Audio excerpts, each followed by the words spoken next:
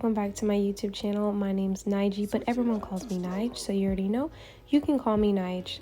I promise to bring some more breakfast recipes to my channel, so here we go with some French toast. So I'm kind of known for my French toast through my friends and family, so I'm so excited to be sharing this recipe. First, I'm gonna crack an egg and scramble it first, just so when you add your milk and you dip your French toast in it, it's not glops of egg coming up at one time. So after I incorporate the milk into the egg, I'm going to add my seasoning, which is cinnamon and nutmeg, and mixing that so often. And I'm going to also add vanilla extract, and also I'm going to add a little bit of brown sugar and white sugar. And please don't forget to check the description box for all measurements. I make sure to put them in there just in case you want to recreate this recipe.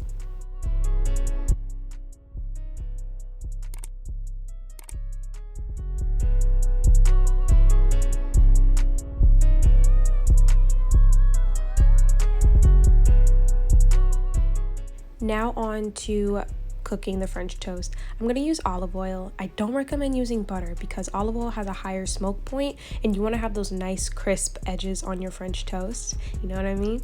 And I'm going to mix up our batter just a little bit more. The cinnamon and the nutmeg normally grab onto the sides of the bowl or whatever you're using. Totally normal. Don't worry about it. Okay, I'm going to be using brioche bread. Brioche bread is my favorite bread to use for French toast. I don't know why. I kind of just like the thickness. I like the way it cooks. So I'm going to be using brioche bread today. By all means, use whatever bread you like. But for this recipe, we're definitely going to be using brioche.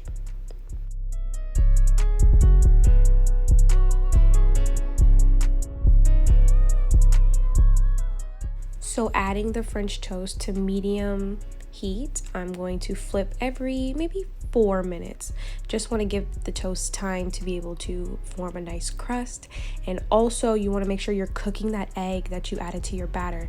The problem with some people's French toast, I've noticed they'll take it up a little too early and you kind of have this like eggy taste. So just give your toast time to cook. Like, you want to have those beautiful edges, but you also got to let the stove do what it's supposed to do, you know?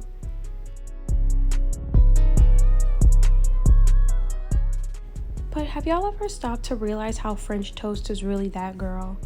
Like, breakfast is superior with French toast. Brunch is superior with French toast. Like, French toast is really her. She's really that girl.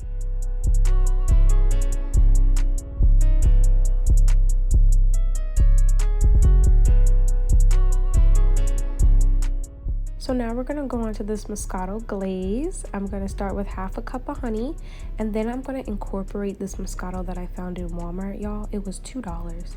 Head over to my Instagram for a full review on this oak leaf Moscato. And then I'm gonna incorporate that into my honey, just so it doesn't feel lumpy until it's a good smooth consistency. And I'm gonna cut up some peaches and pour that over the peaches and pretty much just let them simmer in this mixture. I say for maybe a good 15 minutes. Just let it be and let it do what it do, because this mixture, this so simple glaze was just so perfect on top of these peaches. It wasn't too sweet, it wasn't too light that it was like, it's not like I'm tasting anything. It was just the right amount of like sweet, the right amount of tart, and it just complemented the French toast so well. Even if you don't like putting syrup on your French toast, the glaze and the juice that's just come off the peaches and mix into the honey, mix into the Moscato was just such a nice compliment that it could replace your syrup with no problem. But while it's also in the pan, I'm going to add just an extra little swirl of honey, just because I'm extra, but also just for the flavor.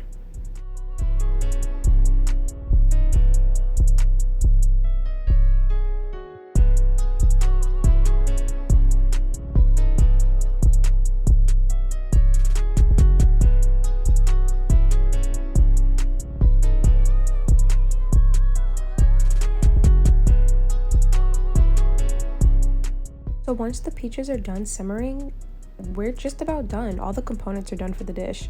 So we're gonna add our French toast to the dish today. You guys like when I leave the plating tutorial part in the video, so they're gonna definitely be a regular thing around these parts. So I'm gonna add the French toast down first. I'm gonna keep them whole. I am kind of overseeing the little triangle IHOP little French toast. I want to keep mine whole. I think it's kind of cool. And then I'm just gonna dust a little bit of powdered sugar. Don't go crazy. I think that caterers be going wild with powdered sugar sometimes, so we just gonna keep her to a minimum. And then I'm gonna add our Moscato peaches on top. Y'all, that just sounds good. Moscato peaches on top of your French toast. Like, I'll have 12, okay? But yeah, I'm gonna add the peaches on top of the French toast. And I accidentally left my broiler on. Okay, don't judge me. But the Moscato mixed in with the peaches and the honey kind of just all like blended together and became this glaze. So it was a really great alternative to people who may not want syrup on top of their French toast. This was such a great alternative. So if you want to take it a step further, I recommend just leaving it on the stove for maybe an additional 15 minutes and it'll thicken and just drizzle that right on top.